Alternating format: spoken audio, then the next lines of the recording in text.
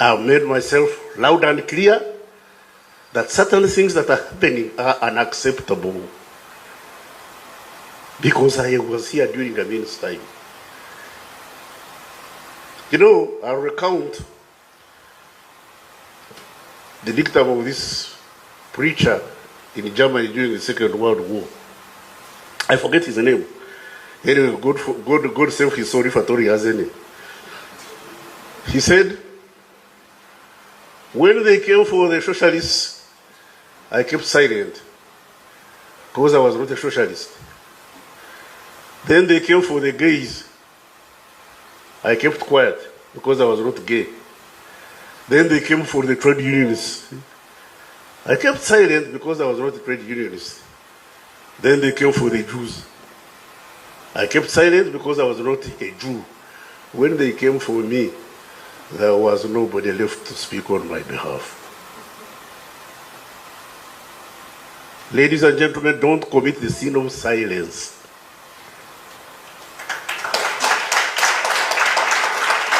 And those of us who are in authority must learn to hear. In Kiswahili they say, asiolewa na wazazi, asifundishwa na dunia. If you don't learn from your parents, you'll be taught by the world. Those of us in authority, if we don't know how to exercise authority judiciously and with caution and compassion, we shall be taught by the society we are leading. We lead, well, some people want to rule, me I don't ascribe to that. We lead with the consent of the governed. Sometimes the governed are wrong. When the governed are wrong, it's the duty of the leaders to patiently explain to the governed where they have gone wrong. But more often than not, the governed are right. Those who are governed, when you see them crying, when you see them jumping up and down, don't suppress them. Keep them in order, but feel their pain. Mama Jua has said it properly. She said, for us, we cried. They cried because there was pain they were unable to express.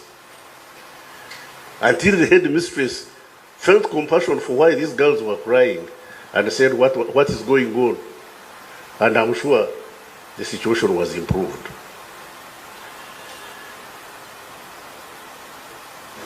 Recently, I've heard of episodes of people being, so-and-so has been arrested.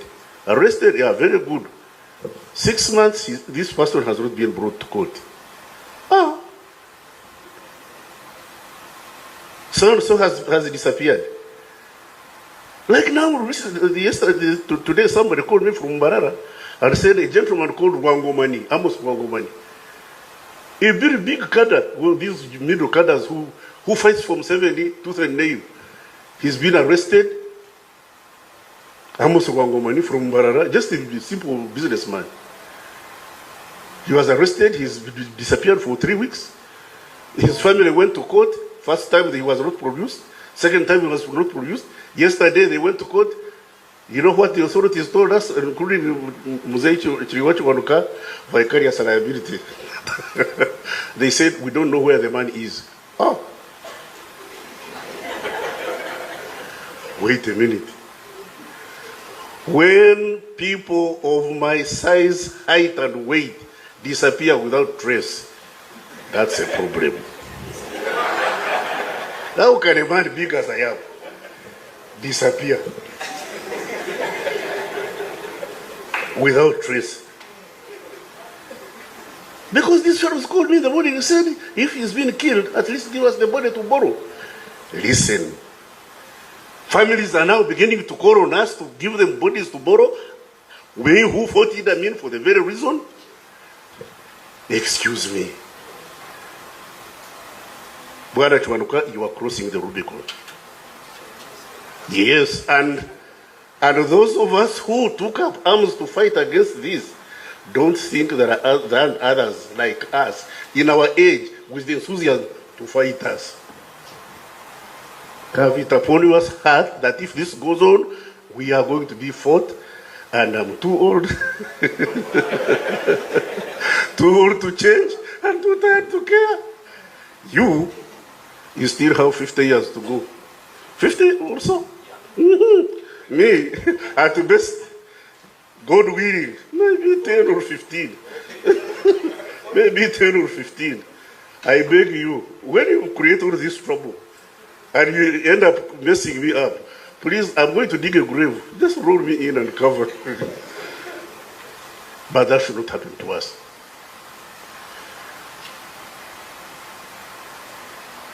All and sundry should learn to listen to the governed. These people, you know, the late Pecos Kutesa came to Parliament and they were voting. So he also put up his hand. And then the colleagues said, but Kutesa, what are you voting for? You just come in, you're voting. Then Kutesa told you, said, all of these who have put up their hands can't be stupid. Whatever they are voting for must have sense. If it doesn't have sense, then I'm going to be party of the majority as opposed to the minority. Now, when one cries, it's an accident, an incident. When two people cry, it's a coincidence. When three people start crying, it's an action.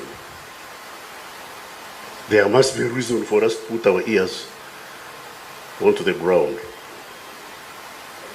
and reverse the cause of this.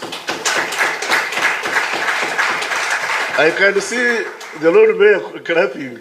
Well, Lord Mayor, everything you said here is wrong. But you have a right to be wrong.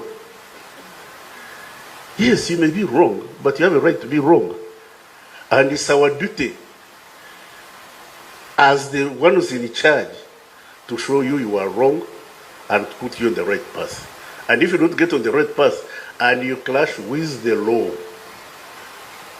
then the law, which is supposed to be blind, will take charge of you. My job is to arrest Chiriowa Chiwanuka, take him to an official hangman, and the official hangman is there, justice intent, you're God intent. And the hangman will decide whether you hang or you don't. Why should I soil my hands hanging you and taking the blame when there is a hangman paid for it? A man who is hired to hang you and he's paid for doing it. My job is to ensure that you follow the law. In my enthusiasm, I may make mistakes. I could commit errors. That's why we go to the judiciary. That's why we call all these people here land gentlemen. I have 5 of them in my house. I have 5 lawyers, my children. And unfortunately, they follow a lady who is a doctor. Now, when they are having legal arguments, my daughter comes to me and says, Daddy, I think I have here 5 psychiatric patients. I think I have here 5 potential psychiatric patients. I say, why? Say, how can you have 5 opinions and you all claim they are right? One of you has to be right and the other has to be wrong. Let's give it to the lawyers to go to court, argue their case. When we are lucky, we win. When we are lucky, we lose. And when we lose, we appeal. That's what the craft and art of government means. That's why there is this traditional separation of powers. You are the executive, you have power. But your power is not an absolute. Power corrupts, and absolute power corrupts absolutely. And there is nobody who can claim they are right when they are corrupted. morally or physically. Power corrupts. That's why we must be very judicious and compassionate in the exercise of power. Let's not have other matters like Njua. You are talking of Kasimo Buramia was in the Ministry Foreign Service. And I was in Africa Department. And Amin was very, very, very mesmerized about the African Department. Unfortunately for me, I was in charge of liberation movements. So I used to interact with Amin on a regular basis. One day, he called us to this house they used to call Cape Town Villas. And I was a junior officer for the Service Officer 6. And we had gone to meet him on Saturday. You know, Amin was a very nice gentleman. Whenever we went there, he would entertain us. And he would give us booze. Now, for the service officer, whenever they brought beer, the directors would be talking for us. We would be at the back drinking. Ironically, we would start drinking at around 11. By 2, all of us would be speaking together with the president who was drinking juice. We would be at par. He would be drinking juice. For us, we were drinking beer. But at around lunchtime, we are all very, very, very, very, very jolly. Now, on this occasion, they brought a gentleman from West Nile. And you could see by his code of dressing that the clothes he was wearing had been picked from the shop that morning. He was in a suit and a shirt. Shirt was an iron and a tie. And it was. So I mean, I invited him for lunch and told him, "Oh no, I know your problem. You had issues, and it's fitina ya West Nile. Fitina ya watu wa West Nile. They hate you. They says now I'm releasing you. Go back to West Nile. Go and do your work. And if anybody tries to disturb you, get in touch with me." Then he said, called Jonathan, the coach who was PPS, said, "Give this man 20,000 shillings. 20,000 shillings at that time was equivalent to about 200 million. It was a lot of money. Because my first car, which was a Peugeot 504, I bought at 16,000 shillings. 16,000, I could buy a car.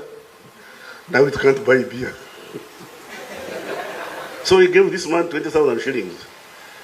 Now, when we finished the lunch, for us who were a bit tipsy, he gave, as this man was going out, he gave instruction to one of his bodyguards called Adam Bisijin. The instruction was in Kinubi. We never understood Kinubi. But the Ambassador Kawesa, who was sitting next to me, said, "Banango ya wedi." The instruction, the model instruction showed, kill him.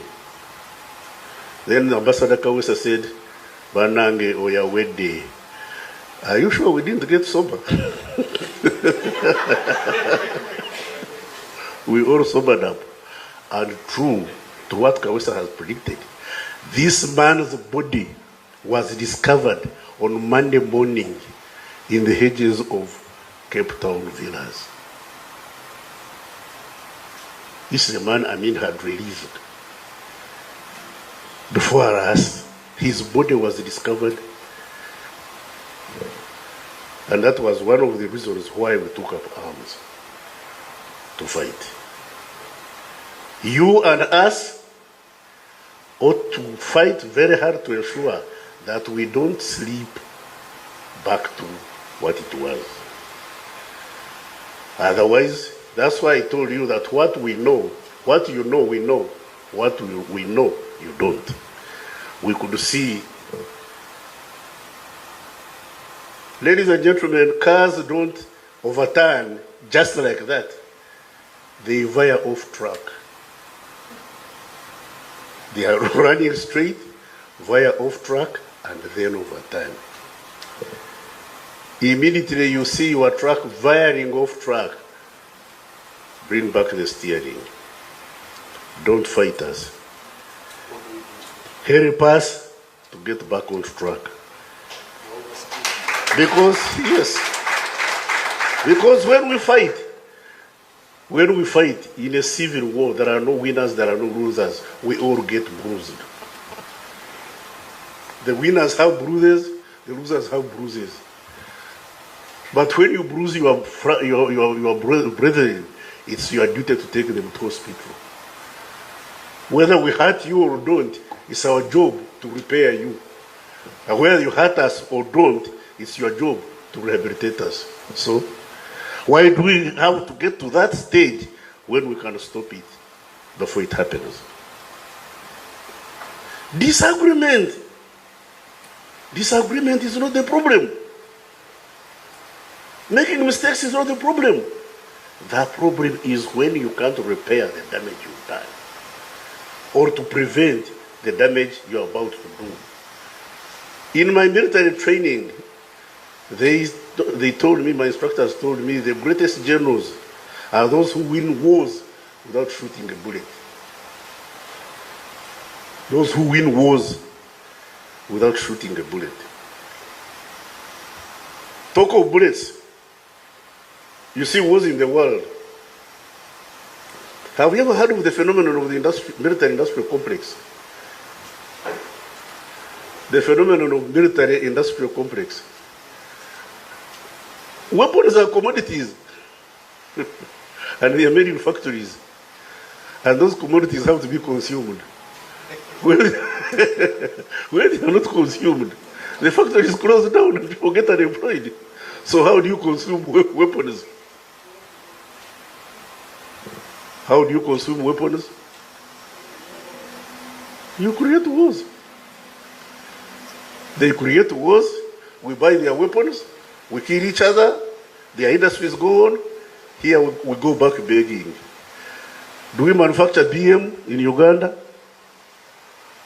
No, but we deploy it. Do we make tanks? I'm told Mujira is trying to make some in Ruweru, but we deploy them. Do we make aircrafts? No, we deploy them. So does Rwanda, so does Congo, so does Burundi. And we are consuming all these warcrafts from people who make them, and we pay for that equipment. And we paying Amin's debts for weapons he bought to kill us. Amin went and bought weapons, used them against us. And we, the survivors, are paying. So Ghana, whatever you use against us or whatever we use against you, when we win, we shall pay. When you win, you will pay. So, the medicine is, let's not fight.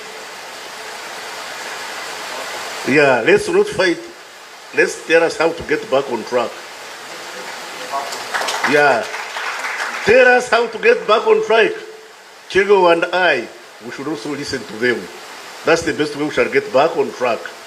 And then we shall all prosper. Then you will not have reason to bury me when you killed me, when I can't fight anymore. I'm not going to fight with a gun now, but I still have my head. You know, one day, the late Pecos met General Kashaka, and in their discussion, Kashaka told General Pecos that 2 heads are better than one.